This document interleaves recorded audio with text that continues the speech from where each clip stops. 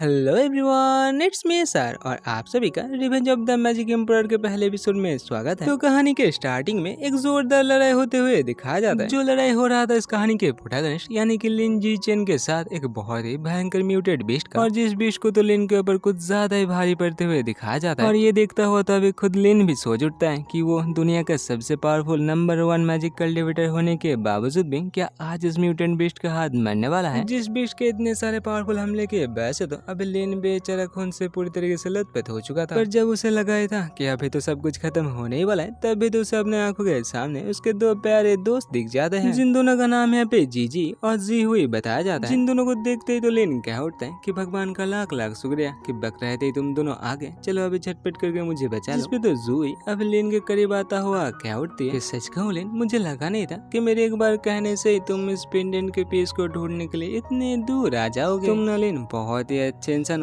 इसलिए मैं इस रिंग को तो ले ही सकती हूँ ताकि तुम्हारे मौत के बाद भी मैं तुम्हें याद रख पाऊँ। और ये कहता हुआ तो जनाब अबेलिन का जो मैजिकल रिंग था उसे झटपट करके उतार लेती है। इस पे तो लाचार अबेलिन कह उठते हैं कि आखिर तुम दोनों कहना क्या चाहते हो। तो यहाँ पे लिन को चौंकाता हुआ उसका बेस्ट फ्रेंड जीजी और उसकी गर्लफ्रेंड जूही तो आपस में पप्पी सप्पी करने लग जाती है। और ये सब कुछ करते हुए तो जी हुई कह उठती है, अभी मैं तुम्हारे नहीं तुम्हारे दोस्त जीजी की गर्लफ्रेंड हूँ और तुम अभी हम दोनों के बीच में आ रहे हो, इसलिए हम दोनों यहाँ पे आए ताकि तुम्हारा खेल खत्म कर सके। जो कहने के बाद दो बार ऐसे अपने काम में लग जाती है। ये सब कुछ अपने आंखों के सामने होता हुआ देने के बाद लिन भैया जी तो सोच उठते हैं कि मैंने तुम दोनों को हमेशा अपने परिवार के जैसा ही सोचा था, मुझे कभी लगा नहीं था कि तुम दोनों मुझे ऐसे भी धोखा दे सकते हो। पर तभी तो लिन के गले में जो पेंडेंट था उसे दिखाया जाता है, जिसके अंदर 2-3 बूंद खून जाता है, वो तो अचानक से एक्टिव हो जाता है। इसी के साथ सेंसिटिव होकर बोलते हुए घड़ी को दिखाया जाता है, जो तो अभी चिल्ला चिल्ला के ये कह रहा था, वो जनाब कितना सो गए, झटपट करो अभी उठ भी जाओ, देखो ना सूरज चाचू भी कब का उठ चुका है। और यहीं पर तो हम लोगों को ये पता चलता है कि ये बंदा तो और कोई नहीं भैया जी लिन ही था। जो बंदा तो नींद से उठता हुआ सोच उठते हैं कि अरे आखिरकार यहाँ पे क्या हो रहा है, मुझे लगा था कि मैं तो उस बॉस मॉन्स्टर के एक ही लाफे से मर चुका था, लेकिन आसपास देख के तो ऐसा लग रहा है कि ये मेरे पुरानी यूनिवर्सिटी का डॉर्मेट्री है। पर तभी तो वो देखते हैं कि उसके स्टोरी रिंग के साथ साथ उसका डांडू यानी कि डांडियन भी गायब हो चुका है। यहाँ पे तो आसपास देखते ही उसे ये पता चलता है कि ये तो 7 अगस्त 2040 है। जो देखता हुआ तभी जनाब खुशी का मारा कह उठता है कि इसका मतलब तो मैं अतीत में आ चुका हूँ, मुझे लगा नहीं था कि मेरा किस्मत इतना भी अच्छा हो सकता है। लेकिन ये चमत्कार हुआ तो हुआ कैसे। तो उसे ये याद आ जाता है कि 8 वेस्टलैंड के अंदर सब ये कहा करते थे हर एक बॉस मॉन्स्टर के पास ही एक एक पेंडेंट का पीस है, और अगर कोई हर एक पेंडेंट के पीस को कलेक्ट कर लेता है तो किसी भी टीममेट को रिवाइव किया जा सकता है। और इस म्यूटेड बॉस मॉन्स्टर यानी कि टॉर्च ड्रैगन के पास इस पेंडेंट का आखिरी पीस था। सब कोई मैंने अपने सीक्रेट स्टोरी रिंग के अंदर रखा था, वरना क्या पता इससे भी वो जी हुई ले लेती। तो अभी कहीं पे ज्यादा हुआ ये सोच उठता है कि मैं जी हुई को 10 सालों से प्यार करता था, लेकिन उससे तो देखो उसने मुझे मेरे बेस्ट फ्रेंड के साथ ही धोखा दिया। उन दोनों ने ना कि मुझसे सब कुछ लूट लिया, उसके ऊपर से मुझे मरने के लिए उस बड़े से म्यूटेड बीस्ट मॉन्स्टर के सामने छोड़ दिया। लेकिन इस बार सब कुछ अलग होगा, क्योंकि इस बार मैं जो वापस आ चुका हूँ, और इस बार मैं उन दोनों को दिखाऊंगा कि आखिरकार ये दर्द किस बला का नाम होता है। तभी तो अचानक से यहाँ पे बंदे का फोन बज उठता है, जहाँ पे हम लोगों को पता चलता है कि उसे फोन करने वाले तो एक बहुत ही खूबसूरत लड़की जो तो क्या उठते कि लिटिल लिंजी मुझे ना तुम एक बहुत ही जरूरी बात बताना था, उसे सुन के ना तुम चौंक मत जाना। तो सुनते तो उसे याद आता है कि 10 साल पहले भी तो ऐसे ही भाई ने उसे फोन करके कहा था कि उसने आज जूही को किसी अलग लड़के को किस करते हुए देखा है। लेकिन ये सब कुछ यकीन करने के जगह उल्टा लिन तो भाई के साथ ही बात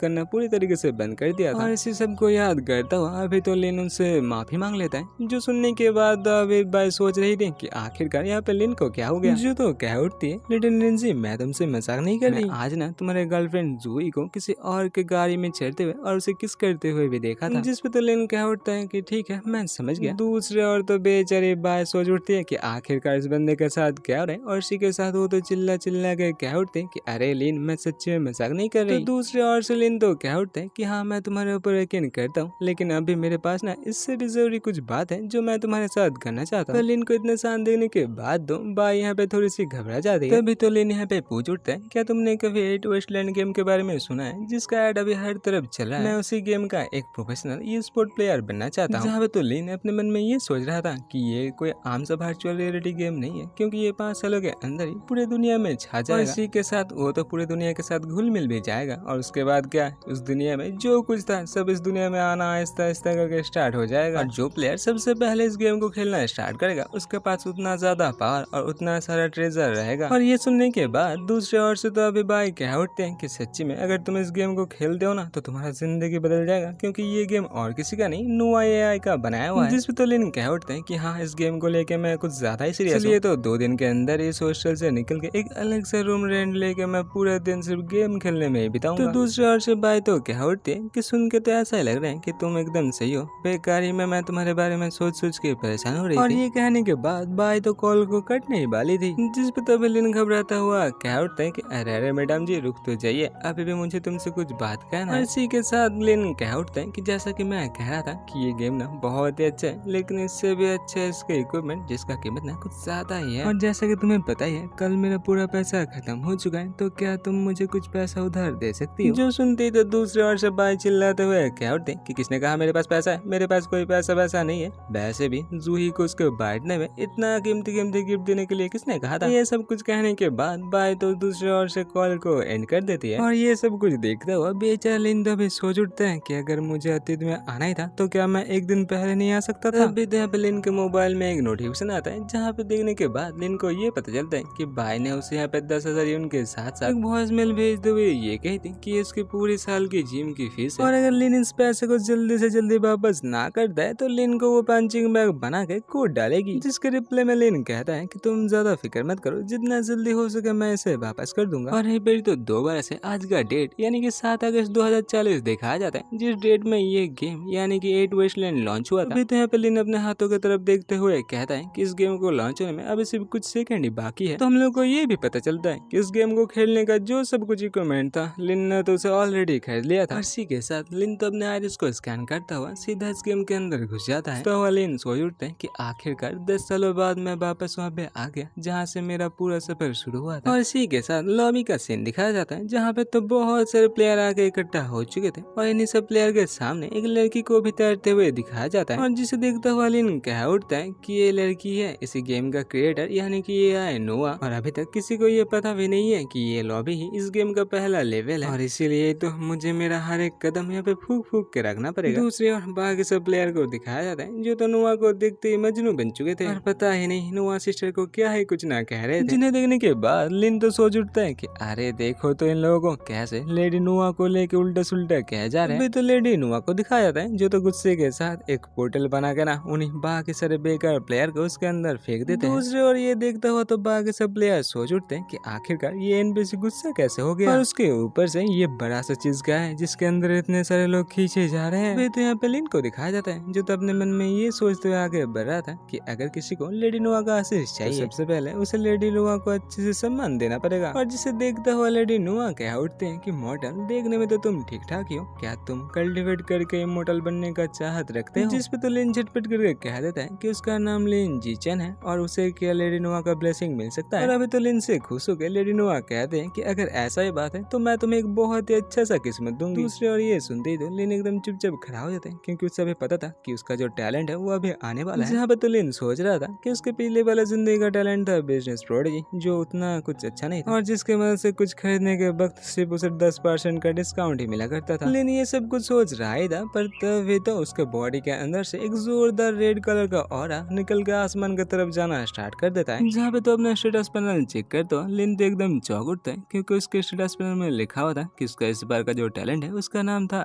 ऑल्टर द फेट। जहाँ पे तो अच्छे से देखने के बाद लिन को ये पता चलता है कि ये टैलेंट तो 3 हिस्सों में बांटा हुआ है, जिसमें पहले था बॉर्न अगेंस्ट हेवेंस विल, और इसके मदद से लिन का हर एक इनर एट्रीब्यूट यहाँ पे मैक्स हो जाएगा, और इसी के साथ साथ वो जितने दफा मरेगा उतना दफा उसका इनर एट्रीब्यूट यहाँ पे 10% करके घट भी जाएगा। और दूसरे में था अगेंस्ट हेवेंस लॉ, जिसके मदद से लिन यहाँ पे जितने दफा ब्रेक थ्रू करेगा उतनी बार ही उसका यहाँ पे हर एक एट्रीब्यूट डबल कर दिया जाएगा। लेकिन यहाँ पे भी एक प्रॉब्लम था जिसका नाम था हेवनली ट्रिबुलेशन, यानी कि लिन जितना बार यहाँ पे ब्रेक थ्रू करेगा उतना बार ही उसे एक भयानक ट्रिबुलेशन का सामना करना पड़ेगा। और तीसरे में था लक अगेंस्ट हेवेंस विल, और जिसके मदद से लिन जितनी बार ब्रेक थ्रू करेगा उसे यहाँ पे तरह तरह के अवार्ड के साथ साथ उसे हर बार ना एक अलग सा रैंडम टैलेंट दिया जाएगा। और तीसरे नंबर पे तो ये भी लिखा हुआ था कि हर एक रिलेम को ब्रेक थ्रू करने के लिए लिन को यहाँ पे हेवनली ग्रेड के मिशन पूरा करना पड़ेगा। और इस टैलेंट को अच्छे से देखने के बाद लिन तो सोच उठता है कि अरे ये टैलेंट तो पूरी तरीके से टूटा हुआ है। टैलेंट तो दूर से चीखते हुए कह रहा था कि बच्चे मैं ना पूरी तरीके से मुसीबत से घिरा हुआ हूँ। और ये सब कुछ जानने के बावजूद भी लिन इस टैलेंट को ले लेता है, क्योंकि उसे लग रहा था कि यहाँ पे रिस्क जितना बड़ा होगा उसे रिवार्ड भी तो उतना उतना ही तगड़ा मिलेगा। और उसके ऊपर से लिन को तो पहले से इस गेम के बारे में सब कुछ पता है कि लिन के लिए ये टैलेंट तो किसी चीट से कम नहीं था। तब भी तो लेडी नोआ क्या उठते कि तुम्हें मेरा ब्लेसिंग तो मिल चुका है, तो चलो झटपट करके अपना अवतार भी चूज कर लो। जहाँ पे तो अवतार चूज करता हुआ लिन सोचता है कि सबको पहले ऐसा ही लगता था कि हर एक अवतार एक ही जैसा है, बाद में जाकर ये पता चला कि हर एक अवतार का भी अलग अलग एट्रीब्यूट है। जैसा कि इस अवतार का जो चारिज्मा यानी कि चार्म एट्रीब्यूट है वो बाकी सबसे बहुत ही ज्यादा है। और रियल दुनिया में इतना हैंडसम होने के वजह से पिछले वाले जिंदगी में मैंने इस गेम के अंदर एक भद्दा दिखने वाला अवतार चूज किया था, जिसके वजह से मिशन तो छोड़ो बाकी सब एनपीसी से बात करना भी मुश्किल हो चुका था। और इस गेमिंग दुनिया में जिस प्लेयर के पास जितना ज्यादा चार्म है उसका जिंदगी तो उतने मजे से गुजरता है। और कभी कभी तो ये भी दिखा गया है कि इस चार्म पॉइंट के वजह से अपना पार्टनर तो खुद यहाँ पे डुएल कल्टिवेट करने के लिए भी चली जाती है। और इसी के साथ लिन के नए अवतार को दिखाया जाता है जो देखने में ना सच्ची में कुछ ज्यादा ही हैंडसम था। तभी तो दोबारा से लेडी नोआ क्या उठते कि अवतार चूज करने के बाद अभी लोकेशन चूज करने का वक्त आ चुका है, तो बताओ मॉडल तुम अभी कहाँ जाना चाहते हो। हाँ, यहाँ पे हम लोगों ने देखा था कि लेडी नोआ तो अभी इतना बड़ा से एक मैप निकलते हुए लिन से कहती है कि अगर अवतार चूज करना हो गया तो झटपट करके अभी अपना लोकेशन भी चूज कर लो, जिसपे तो लिन भी अभी उसी बड़े से मैप को देखता हुआ सोच उठता है कि 8 वेस्टलैंड के अंदर ये 4 ही ऐसे बड़े बड़े जगह हैं जहाँ पे तुम्हें बड़े बड़े मिशन देखने के लिए मिल जाएंगे, जिनमें से योंगनिन में कल्टीवेट होता है मैजिक, ये हुआ में कल्टीवेट किया जाता है मेडिसिन, वाफेंग में जाने का मतलब तो मुस्तंडा बनना है क्योंकि वहाँ पे सिर्फ अपने बॉडी को ही कल्टीवेट किया जाता है, और आखिरी में आता है मुसियन जहाँ पे सिर्फ और सिर्फ वेपन यानी कि स्वॉर्ड कल्टीवेट किया जाता है। और ये सब कुछ सोचता हुआ तो लिन बचुआ अभी अपने स्टेटस पैनल देखने लगता है, जिसे देखता हुआ लिन को पता चलता है कि उसका इनेट कोरबोन और इनेट स्पीड तो फुल टू मैक्स हो चुका था, यानी कि लिन अगर चाहे तो आसानी के साथ वेपन, बॉडी, मैजिक और मेडिसिन को कल्टीवेट कर सकता है। और लिन अगर यहाँ पे मैजिक कल्टीवेट करना चाहता है तो वो तो 2-3 दिनों के अंदर ही सर्वर के टॉप में पहुंच जाएगा। लेकिन मैजिक कल्टीवेटर हमेशा ग्रुप में लड़ा करते हैं, यानी कि अगर सोलो खेलने गया ना तो बच्चा तभी का तभी तुम्हारा खेला खत्म हो जाएगा। और ऐसा ही तो पिछले वाले जिंदगी में लिन के साथ बहुत बार हो चुका है। और सबसे बड़ा बात तो ये था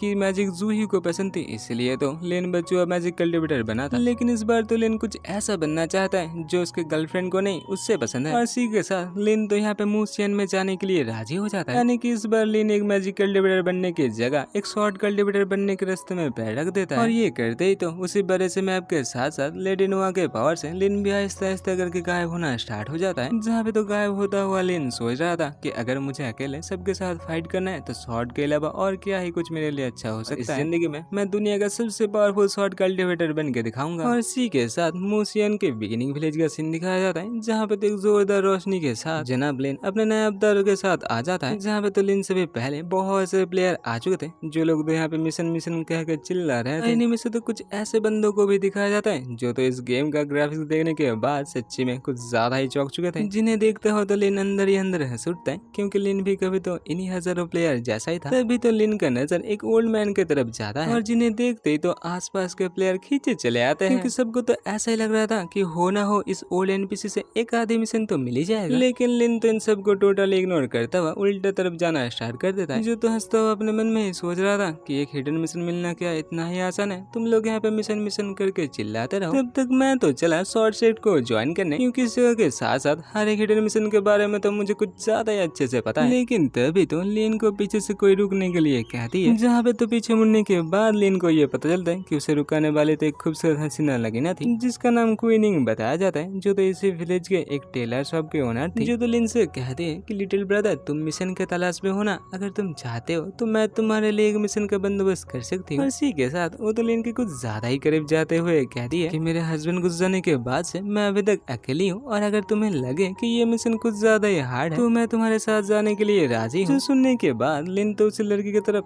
उसी लड़की की तरफ देखता हुआ सोचता है कि ये फुल लेवल चार्म का पावर ना कुछ ज्यादा ही अच्छा है, जो कि देखो अभी एनपीसी के ऊपर भी काम में आ रहा है। ना सिर्फ इस चार्म के वजह से मुझे फ्री में एक मिशन मिल रहा है, उसके ऊपर से मैं अगर इस मिशन को ले लेता हूँ तो 2-3 दिनों के अंदर ही इस लड़की के खाते में अपना पॉइंट बढ़ाते ही तो मैं इसके साथ आसानी से डुअल कल्टीवेट भी कर पाऊंगा। और अगर अच्छे से सोचा जाए तो ये इतना बुरा आइडिया भी नहीं है। लेकिन तब भी तो उसे ये याद आ जाता है कि वो तो अभी एक शॉर्ट कल्टीवेटर बनना चाहता है, सिर्फ शॉर्ट कल्टीवेटर दुनिया का सबसे पावरफुल शॉर्ट कल्टीवेटर बनना चाहता है। इसलिए वो अभी उस लड़की से कहता है कि मुझे माफ कर देना, अभी तो मेरे पास कुछ जरूरी काम है, लेकिन हाँ भविष्य में जब मुझे टाइम मिलेगा मैं आपका ये मिशन लेने के लिए जरूर आऊंगा। कहने के बाद हम लोग का लिन तो चैट बन के यहाँ से निकल जाता है, जहाँ पे तो पीछे से अभी तक वो लड़की कह रही थी कि भूल मत जाना, इस मिशन को लेने के लिए तुम जरूर आना। लेकिन लिन के लिए ये सब कोई तो छोटे मोटे मिशन ही थे, क्योंकि उसका रियल गोल तो अभी उसके सामने ही था, जिसे देखने में तो एक ओल्ड फोर्ज यानी कि हथियार बनाने का जगह जैसा ही लग रहा था। जहाँ पे जाते ही तो लिन को 2-3 प्लेयर दिख जाते, जो तो लिन को देखते ही कह उठता है, ब्रदर अंदर मत जाओ, क्योंकि अंदर ना एक गूंगा ब्लैकस्मिथ है और अभी तो हम लोग को ऐसा भी लग रहा है कि वो बहरा भी है। यहाँ पे तो अंदर आते ही लिन को वो ब्लैकस्मिथ दिख जाता है, जो तो सच्ची मुच्ची सबको इग्नोर करता हुआ अपना हथियार ही बना रहा था। जो तो लिन के आते ही क्या उठता है कि तब से मैं इस हथियार को बना रहा हूँ, लेकिन अभी तक ये बना क्यों नहीं। जो सुनते ही तो झटपट करके लिन अभी उसी फौज की तरफ जाता हुआ सोचता है कि ये बाकी सारे प्लेयर ना सच्ची में कुछ ज्यादा ही बेवकूफ है। इस बिगिनिंग विलेज का सबसे जरूरी और सबसे पावरफुल मिशन तो ये ब्लैकस्मिथ ही देता है। और ये सब कुछ सोचता हुआ लिन तो अभी उसी फौज के आग को जोरदार तरीके से बढ़ाना स्टार्ट कर देता है, जिसे देखता हुआ वो ब्लैकस्मिथ कह उठता है कि ये हुआ ना कुछ बात, लेकिन अभी तक ये आग छोटा है, इसे और ज्यादा बड़ा होने दो। इसी के साथ फायर के पावर बढ़ते ही वो तो दोबारा से अपने काम में लग जाता है। देखते ही देखते चंद ही मिनटों में ये बड़ा सा चक्कू तो बन के तैयार हो जाता है, जिसे पानी से निकलते ही तो हम लोग को पता चलता है कि ये चक्कू तो अभी अपना शेप चेंज करके एक बड़े से और खूबसूरत से तलवार में तब्दील हो चुका है। और जिसे देखता हुआ तो ब्लैकस्मिथ भी अभी खुशी से लिन से कह उठता है, यंग मैन तुम्हारा बहुत बहुत शुक्रिया, ये जो फोर्ज है इसे देख रेख करने का दायित्व तो मेरा अप्रेंटिस का था। क्या ही करे, आज वो आ नहीं पाया, इसीलिए तो काम करने में मुझे इतना दिक्कत हो रहा था। और यंग मैन तुम्हारी वजह से मेरा ये काम जल्दी जल्दी हो गया, और इसीलिए अगर तुम चाहो एक दिन के लिए यहाँ से एक तलवार उधर ले सकते हो, लेकिन हाँ शाम ढलने के बाद तुम्हें ये तलवार मुझे वापस लौटाना पड़ेगा। जो सुनने के बाद लिन तो अपने मन में ही सोच उठता है, ये मिशन इतना ही बोरिंग है कि ज्यादातर प्लेयर तो इस मिशन को यहीं पर ही छोड़ चले जाते हैं, लेकिन पुराना प्लेयर होने की वजह से मुझे इसके पीछे का राज अच्छे से पता है। और ये सब कुछ सोचता हुआ लिन तो अभी झटपट करके जाके एक ऑर्डिनरी आयरन स्वॉर्ड उठा लेता है, जिसका स्ट्रेंथ पॉइंट यहाँ पे सिर्फ 3 ही था। जो देखता हुआ तो अभी वो ब्लैकस्मिथ कह उठता है कि चलो बच्चे तुम्हारा चॉइस तो अच्छा ही है, और अगर तुम इस तलवार को लेने के लिए ठान चुके हो